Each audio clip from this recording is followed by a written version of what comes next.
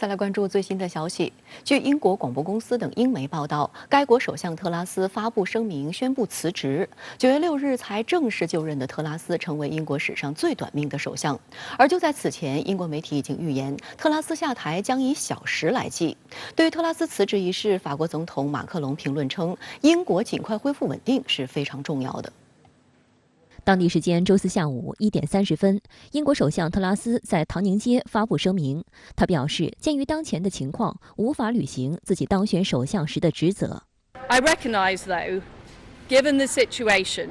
I cannot deliver the mandate on which I was elected by the Conservative Party.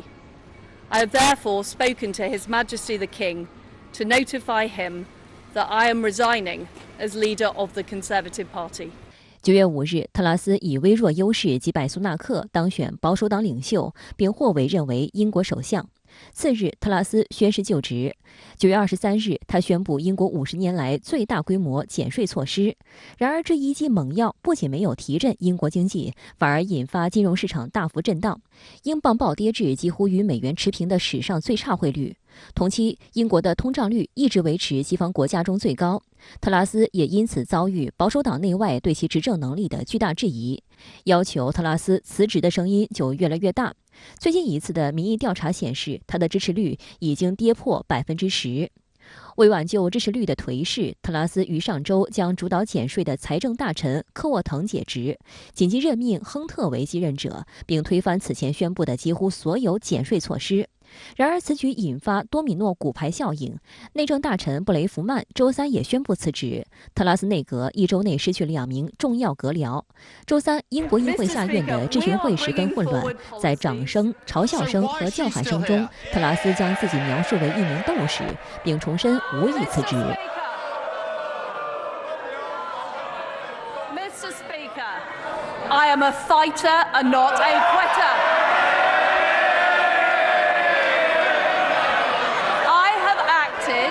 In the national interest to make sure that we have economic stability. 周四，特拉斯与1922委员会主席布雷迪爵士会见。1922委员会负责制定保守党领袖的竞选和更换规则。英国媒体随即传出特拉斯的辞职将以小时计算的消息。当天，在上任45天之后，特拉斯突然宣布辞职。英国天空电视台报道称，保守党将在1周之内选出新的领袖。在新人选出之前，特拉斯将继续担任首相一职。近年来，美国不断鼓吹对华脱钩，近期更是妄称要对华实施全面出口管制措施，意图将中国排除在全球产供链之外。新加坡总理李显龙日前在访问澳大利亚时警告，美国对华经济脱钩或破坏地区和世界稳定。实际上，近期德国总理舒尔茨和欧盟官员都明确表示，对华脱钩完全错误路，不是欧盟企业的选项。党的20大报告也强调，要推进高水平对外开放。周二，正在澳大利亚访问的新加坡总理李显龙，在与澳总理阿尔巴尼斯举行会谈后的联合记者会上，谈到了美国政府近期宣布的新的对华全面出口管制措施。李显龙警告称，中美间脱钩问题令人担忧，此举可能会产生非常广泛的影响，这可能会引发进一步的后果，可能削弱经济合作、相互依赖和互信，最终或导致世界不稳定。外界注意到，近年来美国不断鼓吹对华脱钩断链，拜登政府推出多项政策，企图拉拢盟友对中国实施高科技封锁，竭力打压中国发展。美方做法无疑是对全球产业链和供应链的严重破坏，更妄图扰乱 RCEP 框架下的中国和东盟经济秩序。实际上，这不是新加坡总理李显龙第一次公开呼吁美国不要以行政手段干预市场经济。4月10日，李显龙访美时，在出席《华尔街日报》编辑对话会时，就呼吁美方谨慎处理对华关系，要朝更有建设性的方向前进。5月，他在参加美国商会举办的全球经济复苏论坛时，再次呼吁美国接受中国崛起这一既定事实。新加坡财政部长黄循财此前在出席美国智库机构讨论时也强调，美国尝试围堵中国，将中国排除出国际体系外，只会让中国下定决心自力更生，最终吃亏和受伤的还是美国自己。黄循财表示，中美两国应当建立互相依存的关系，中美两国双边关系长久稳定，有利于全世界。李显龙选择在访问澳大利亚时对美国隔空喊话，这不太寻常，因此也受到澳大利亚本地媒体的关注。澳大利亚新闻网评论称，虽然新加坡与美国保持着牢固的安全关系，但李显龙不断敦促美国政府同中方达成政治和经济妥协，并警告中美竞争加剧对本地区经济和安全的破坏。还有观察指出，虽然澳大利亚是美国的铁杆盟友，但澳大利亚政府和商界近来也多次表达要扩大和中国做生意的意愿。在这方面，李显龙的话在澳大利亚社会能获得共鸣。事实上，澳大利亚周边的新西兰和大部分南太岛国都在不断深化与中国的经贸联系中获利。今年4月，中国和新西兰还签署了双边自贸协定升级议定书。李显龙总理近期不断的去释放这样的声音，显然已经是意识到，就是近期以来整个世界的地缘政治环境都变得非常的复杂，而且整个世界经济的一个前景应该说也是有一些暗淡，在这样的时刻去发出这样的声音，那么也是意识到与美国正在不断的推动与中国对抗的一些措施，那么不断的去加大这个贸易的限制和打压中国，其实是有非常重要的关系的，是希望推动各方回到一个理性的轨道上来。深圳卫视注意到，李显龙在澳大利亚还主动提到全面与进步跨太平洋伙伴关系协定，也就是 Cptpp。他对媒体表示，碰巧的是，今年新加坡是 Cptpp 轮值主席国。新加坡将尽主席国的职责，一如既往地征询各个成员国的意见。现有成员国还未就中国加入达成共识，但新加坡认为，若中国加入 Cptpp 将是一件好事。新加坡相信中国会满足该自贸协定的准入条件。实际上，早在今年5月，李显龙在接受日本《日经亚洲》杂志的专访时就表态支持中国加入 Cptpp。澳大利亚人报认为，李显龙此次又在澳大利亚做出支持中国加入 Cptpp 的表态，显然是在游说澳大利亚。2021年9月16日，中国正式提出申请加入 Cptpp。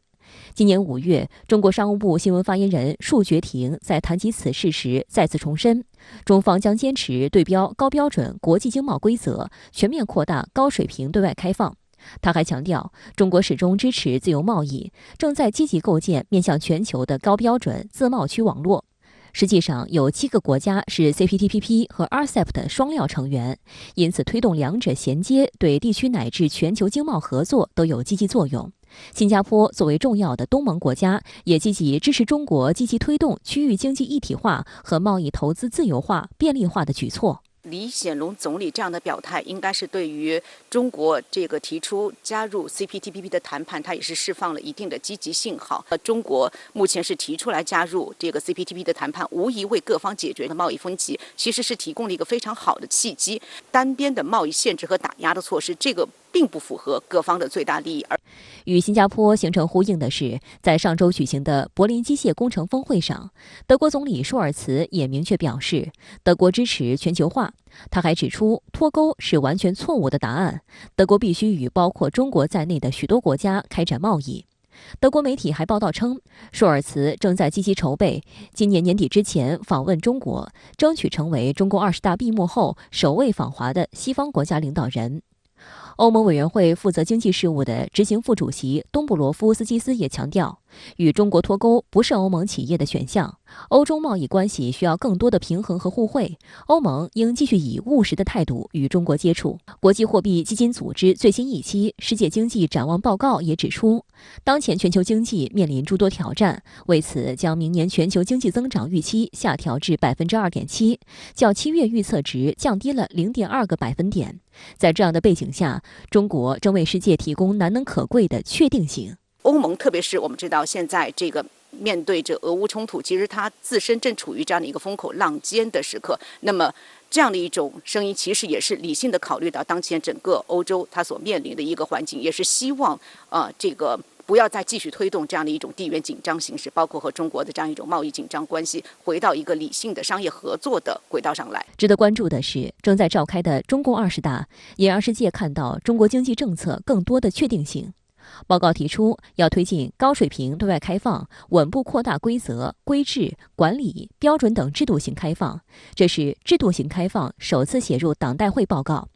报告还提及维护多元稳定的国际经济格局和经贸关系，这在党代会报告中尚属首次。有分析指出，这意味着今后中国将更加注重将自身牢牢嵌入全球产业链供应链，与之深度交融，防止脱钩断链。在与发达经济体保持经贸合作的同时，更加注重与发展中国家密切贸易投资往来。周四，外交部发言人汪文斌在回应相关提问时指出，当前国际局势动荡多变，世界经济复苏的不确定性上升，但中国经济韧性强、潜力足、长期向好的基本面不会改变。中方继续推进高水平对外开放，打造市场化、法治化、国际化营商环境的决心不会改变。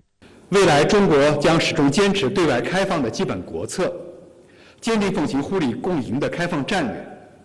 不断提升贸易和投资自由化便利化水平，稳步扩大规则、规制、管理标准等制度性开放，为各国分享中国发展成果提供更多机遇，为中国与世界合作共赢开辟更大空间。相关话题来连线特约评论员刘和平。刘先生您好。正在澳大利亚访问的新加坡总理李显龙反对美中经济脱钩的言论，您是如何解读？大家知道，不久前德国总理舒尔茨已经明确表示支持经济全球化，并称跟中国经济脱钩是一条完全错误的道路。德国必须和包括中国在内的许多国家开展贸易。这个说法还得到了欧盟贸易专员东布罗夫斯基基斯的响应。我认为德国总理的表态不排除是中德双方高层借两国建交50周年的契机展开的外交活动，其目的是希望以经贸关系重新拉紧德国，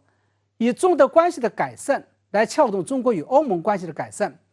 并以中欧关系的改善来反制拜登政府推动的逆全球化以及拉小圈子跟中国经济与科技脱钩的企图。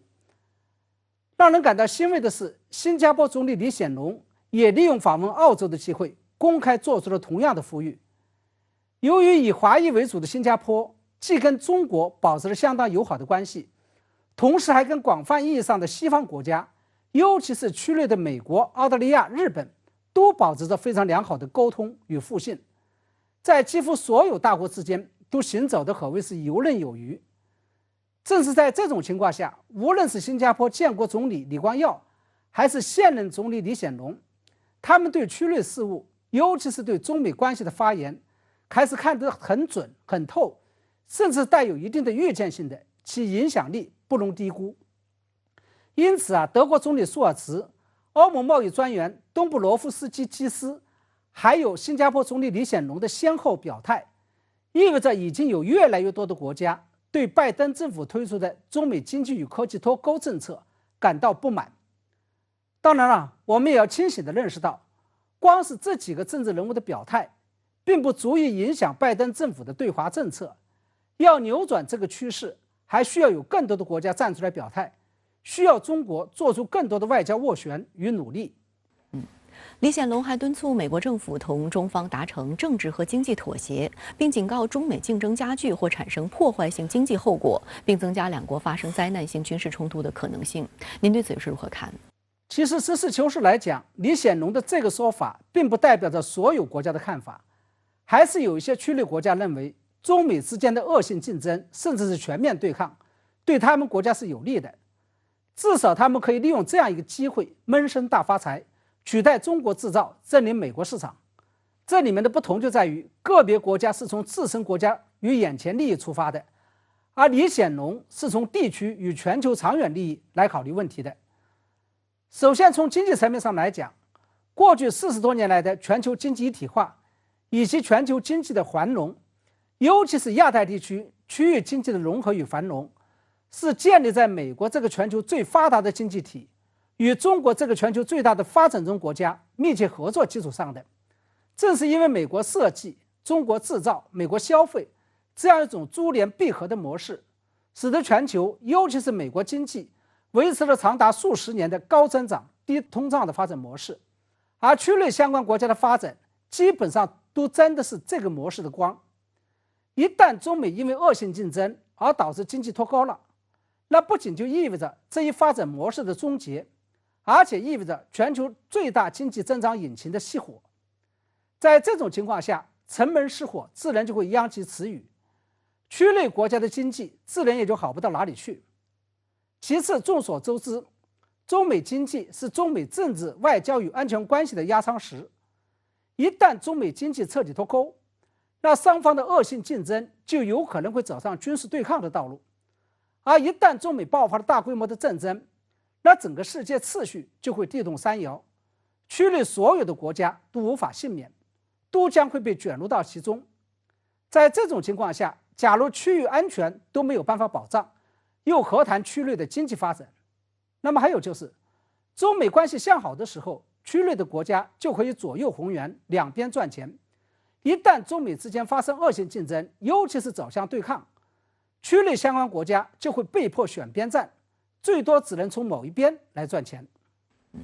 那对于李显龙表示，中国加入 Cptpp 将会是一件好事，新加坡相信中国会满足该自由协定的准入条件，您又是如何看？我认为很显然，李显龙在访问澳大利亚的时候讲出这样一番话，不仅仅意味着新加坡已经表态支持中国加入 Cptpp， 同时还意味着他在劝说澳大利亚也要采取类似的行动。当然了，我们也要清醒地认识到，由于 Cptpp 在入会资格审查上采取的是全员共识制，中国要讲加入 Cptpp，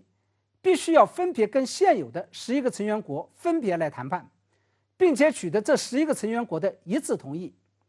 那么在这种情况下，中国面临入会的最大障碍就并不是澳大利亚，相反，澳大利亚政府已经提出了明确的要求，要想澳大利亚放行，中国必须要取消对澳大利亚部分进口产品加征的关税。因此，在这种情况下，中澳就中国加入 Cptpp 展开谈判，反而有可能成为修复中澳关系的一个契机。好的，也谢谢刘先生跟我们共同在线分享您的观点。谢谢，欢迎回来。党的20大新闻中心周四上午举行记者招待会，中共中央对外联络部副部长沈贝利、外交部党委委员、副部长马朝旭围绕习近平外交思想指引中国特色大国外交开拓前行主题与记者交流。这场记者会受到中外媒体高度关注，回应了近期热点议题，阐释了中方的外交立场。习近平总书记指出，党的对外工作是党的一条重要战线，国家总体外交的重要组成部分，中国特色大国外交的重要体现。党的对外工作全力服务习近平总书记国事访问和出席的重大主场外交活动，深入宣介习近平新时代中国特色社会主义思想，切实维护党的执政地位和制度安全。中共中央对外联络部副部长沈贝利介绍，党的18大以来，在习近平总书记亲自引领和推动下，党的对外工作发挥独特优势，助力中国特色大国外交开辟新境界，塑造新风范。他表示，中国共产党的对外交往有这样几个特点：一是广，坚持广交朋友、广结善缘，展现可信、可爱、可敬的中国形象；二是诚，坚持以诚感人、以心暖人、以情动人。许多外国政党都表示，中国共产党重情重义。三是活，坚持超越意识形态差异，同一切愿与我们党交往的外国政党建立和发展关系，不断提升交往的实效，促进各国人民相知相亲。沈贝利表示，互不干涉内部事务是各国政党普遍共识和国际关系基本准则，是不同政党保持自身独特性的前提。政党不分历史长短、人数多少、力量强弱、执政与否，都应该平等相待、相互尊重，推动构建人类命运共同体，不是以一种制度代替另一种制度，不是以一种文明代替另一种文明。选择何种政治制度、何种发展道路，是各国政党、各国人民自己的事。我们党不会对其他国家政党的内部事务指手画脚，不会输出中国模式，要求别的国家和政党来复制我们的做法。同时，我们也坚决不接受那些居高临下、颐指气使的说教，绝不照抄照搬别国的政治制度。外交部党委委员、副部长马朝旭说，党的18大以来，习近平总书记亲自推进气势恢宏的元首外交，为中国特色大国外交举旗定向，为变乱交织的世界指引方向。马朝旭介绍， 10年来，习近平总书记42次出访，足迹遍及5大洲69个国家，在国内接待了100多位国家元首和政府首脑，实现对重要地区、国家和国际组织的全覆盖，为中国构筑起更加全面、更为坚实的全球伙伴关系网络赢得了全世界的尊重、合作与友谊。面对外部遏制打压和无理干涉，我们开展了针锋相对、坚定有力的斗争，连续拿下台湾当局9个所谓的邦交国。国际社会坚持一个中国的格局更加巩固，有力地阻遏外部势力干预香港事务，连续挫败反华势力利用各种问题对我国进行攻击抹黑，捍卫了国家利益和民族尊严。马昭旭还介绍，新时代10年，中国建交国总数从172个增加到181个，同世界各国和地区组织建立伙伴关系的数量从41对增加到113对。20国集团领导人第17次峰会将于下月中旬在印度尼西亚巴厘岛举行。记者会上，有印尼记者就此向外交部党委委员、副部长马昭旭提问。During the past 10 years, presidency have traveled around the world, visited many countries. This year, Indonesian G20 presidency carries the spirit of recover together with them, recover together, recover stronger. Could you share any information of Chinese leader Xi Jinping will attend a G20 summit to be held in Bali next month? 马昭旭说，20国集团是国际经济合作的主要论坛。中国作为20国集团的重要成员，始终积极参与国际经济合作和全球经济治理，与各方共同推动世界经济强劲、可持续、平衡增长。我们积极支持印尼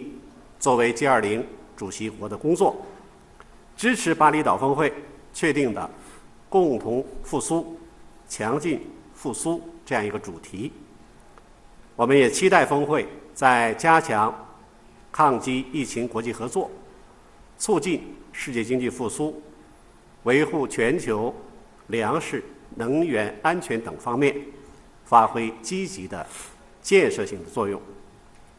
关于中方领导人与会的消息，我们将适时发布。有记者问及中国的全球目标，马昭旭表示，中国外交政策的宗旨和目标非常明确，那就是维护世界和平，促进共同发展，推动构建人类命运共同体。当前世界上的确有一些势力逆历史潮流而动，抱着冷战思维，零和博弈不放，热衷于拼凑小圈子，打新冷战，以意识形态划线，挑动阵营对抗，大搞霸权、霸道、霸凌，这是对世界秩序的最大威胁。一个分裂的世界不符合任何人的利益，阵营对抗只会把世界带进死胡同。20大报告多次提到斗争一词。在周四的记者会上，有记者提问中国外交如何体现斗争精神。马昭旭表示，我们有力回击佩洛西窜台等倒行逆施，坚决反对任何台独行径，坚决遏制外部势力干涉，进一步巩固一个中国的国际共识，坚定不移贯彻一国两制方针，助力香港国安法生效实施，精准反制美西方无理制裁。我们以事实真相戳穿谎言，挫败一些势力以疆制华的政治图谋，稳步推进南海行为准则磋商，维护南海局势总体稳定。马昭旭表示，在联合国有近100个国家表态支持中国的正义立场，反对以人权为借口干涉中国内政。80多个国家表态反对将病毒溯源问题政治化。我们反对各种单边制裁、极限施压，绝不接受任何零和博弈和丛林法则。敢于斗争、善于斗争，是中国外交的优良传统和鲜明特点。我们坚定奉行独立自主的和平外交政策，我们不畏强权，维护正义，坚决反对一切形式的霸权主义和强权政治。我们捍卫国家主权和领土完整，维护中华民族根本利益的决心不可动摇，坚如磐石。现在来连线正在20大新闻中心的深圳卫视特派记者赵畅。赵畅您好，那今天你是参加了第4场记者招待会，有哪些感受跟我们分享一下？好的，美西。今天的记者会主题与对外交往有关，我的直观感受是外国同行的关注度明显非常高。其实我们今天在吃早餐的时候就明显感受到，餐厅的外国记者比前几天多了很多，排队拿餐的队伍里有一半是外媒同行。另外，今天早上新闻发布厅的门口也是非常热闹。我们深圳卫视报道团队几乎是每场记者会之前最早到达发布厅的媒体之一。今天呢，我也是看到了更多的外国媒体记者扛着摄像机或者是照相机，早早的过来等候。中国20大开幕以来，全世界多个国家的主要政党政要和各界人士都发来贺电或者是贺函，这显示了近年来中国共产党党际交往和中国外交的成功。中共中央对外联络部副部长沈贝利表示，中共不会对其他国家政党的内部事务指手画脚，不会输出中国模式，要求别的国家和政党复制我们的做法。不以意识形态划线，我想这就是中国共产党和中国的朋友圈越来越大的主要原因。今天的记者会公布的一组数据就印证了这一点。例如，10年来，习近平42次出访，足迹遍及5大洲69个国家，在国内接待了100多位国家元首和政府首脑，实现对重要地区、国家和国际组织全覆盖。10年来，中国的建交国总数从172个增加到181个。共建“一带一路”吸引149个国家和32个国际组织积极参与。面对100年未有之大变局，中国外交部党委委员、副部长马朝旭今天就强调，在新的征程上，中国外交将始终挺立在维护国家利益和民族尊严的最前线。最后，还想结合我的个人经历，谈谈切身感受。10年来，我和同事们代表深圳卫视多次参与到重大国际政治活动的报道工作当中，既追随了国家领导人的外访脚步到境外的外交现场进行报道，也在国内多个城市见证主场外交。我和我的同事们都深切感受到，10年来，习近平总书记亲自讲述中国故事，广交天下朋友，中国的国际地位、影响力和感召力不断提升。我作为中国记者和中国人的自豪感也越来越强。好的，美琪，以上就是我们在北京现场带来的观察。好的，也谢谢赵畅带来的观察。连日来，外交部就党的20大报告中的相关内容向中外记者做进一步阐述，传递中国特色大国外交的中国声音。来看看深圳卫视驻京记者朱恩娣从外交部蓝厅发回的观察。在今天的蓝厅记者会上，发言人汪文斌重点强调了2个方面，传递的信息呢都是中方政策的确定性。首先呢，中国坚持高水平对外开放是确定的。我们注意到，党的20大报告当中，开放是一个高频词。包括美国外交学者网站在内的一些媒体也都注意到，在经济政策方面，所有的迹象都表明，中国将坚持原有的路线不动摇。那汪文斌今天表示，过去10年间，中国的开放大潮汹涌澎湃，中国建设高水平开放型经济体制的步伐从未停歇。10年间呢，一个更加开放的中国与世界各国共享发展机遇。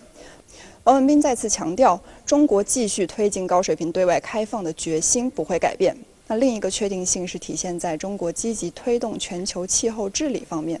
受到新冠疫情、经济低迷、能源和粮食危机的影响，全球气候治理受到了一些挑战。党的20大报告指出，要推动绿色发展，促进人与自然和谐共生，为中国应对气候变化、建设美丽中国指明了方向。那今天汪文斌在记者会上也梳理了过去10年间中国为应对全球气候变化所做出的重要贡献。他进一步强调，我们将为建设美丽中国、美丽世界做出更大的贡献。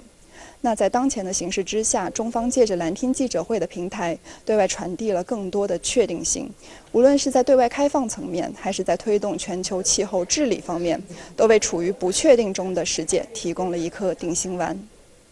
相关话题来连线特约评论员管瑶，管先生您好。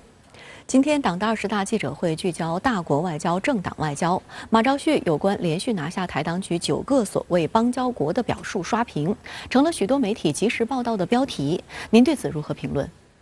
好的，主持人。那么第4场记者会的首个提问机会给了外媒，也就是叙利亚阿拉伯通讯社的记者。我想这样一个安排本身也是对这场记者会外交主题的一个特色呼应。马朝旭在应询总结大国外交过去10年重要进展以及独特风范时，他做出了上述的表述。也就是说，连续拿下台当局9个所谓邦交国，是被马朝旭作为过去10年大国外交的重要成果之一，在20大记者会这一备受关注的很重要的发声平台上，向全世界来做隆重介绍的。那么这样一个姿态本身呢，无疑是在被大国外长王毅称作是国家核心利益中核心的台湾问题上，来再次强力宣示中方的严正立场。马朝旭的这句表述啊，成了许多媒体的刷屏标题，显然呢，也是众多媒体在台湾问题上对大国外交最核心利益以及最广泛社情民意的精准把握与传递。就在4天前，总书记做党的20大报告，强调祖国完全统一一定要实现，也一定能够实现。人民大会堂内响起最热烈也是最持久的掌声，这呢，实际上也正是执政党与大国意志的坚定重申。党的20大报告作出战略部署，以中国式的现代化全面推进来实现中华民族的伟大复兴，实现中国梦。那么如果没有台湾的真正回归，没有国家的彻底统一，中国式现代化当然是不完整的，中国梦也一定是不圆满的。就推进祖国统一大业，20大报告向全世界宣示，绝不承诺放弃使用武力，保留采取一切必要措施的选项，就是针对外部势力干涉和极少数的台独分裂分子及其分裂活动。不然预料，如果在以洋谋独的危险道路上继续玩火，台当局的所谓外部空间只会愈加逼仄，死路一条。那么甚至那几个屈指可数的邦交对象，最终呢也会被彻底的清零。在回应有关中国外交在维护国家主权、安全和发展利益如何体现斗争精神的提问时，马朝旭也重点谈到涉台方向。您对此有何观察呢？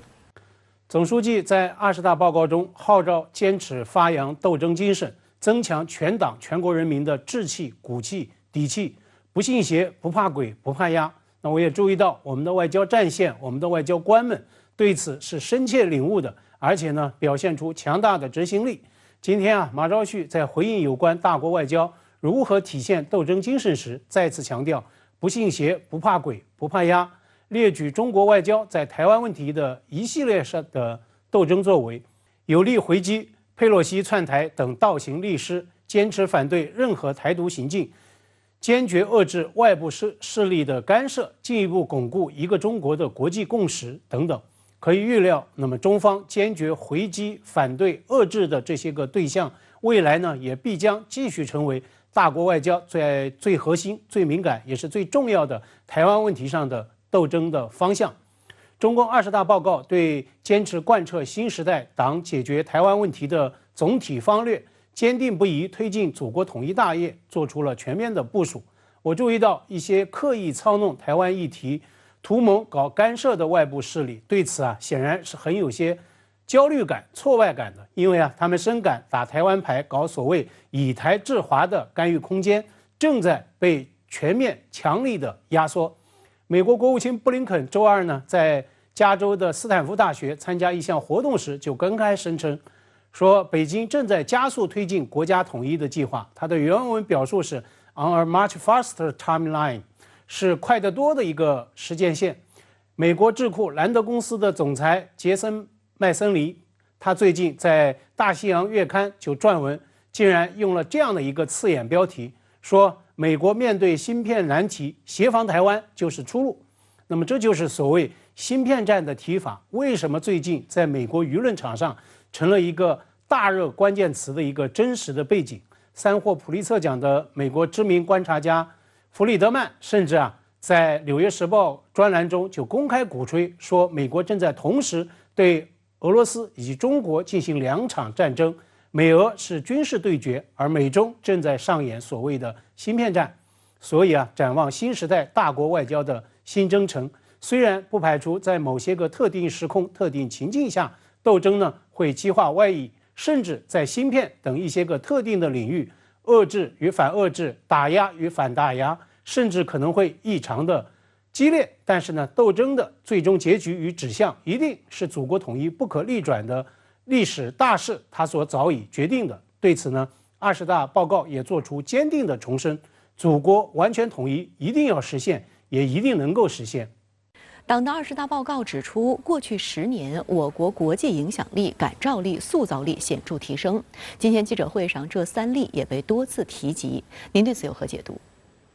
关于中国国际影响力、感召力、塑造力如何以可知可感的方式在显著的提升，今天呢，2位代表从政党外交与大国外交的角度，提供了许多实实在在的案例。这就是中国特色大国外交在习近平外交思想的有力引领下，在大国领袖的鼎力推动与率先垂范下，过去10年所走出的奋发有为的清晰的轨迹。那么，随着中国国际影响力、感召力、塑造力的全面提升，可亲、可敬、可爱的中国国家 IP 形象，在国际范围内也会愈益的深入民心，也会愈发的得到强化。特别值得一说的是，就所谓国际塑造力，美方呢实际上也把它当作是强势竞争的手段。美国国务卿布林肯在接受本国媒体 PBS 采访时他就特别拿所谓的塑造台海外部环境来说事儿。它的实质就是要裹挟更多的盟友伙伴来搅局台湾，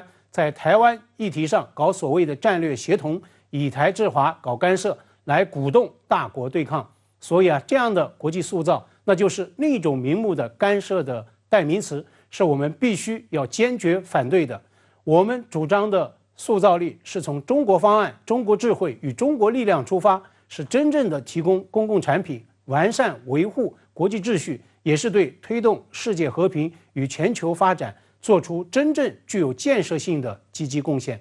好的，也谢谢管先生跟我们共同在线分享您的观点，谢谢。周三，香港特区行政长官李家超发布任内首份施政报告，涵盖提振经济、改善民生、推动香港融入国家发展等多个领域的政策措施。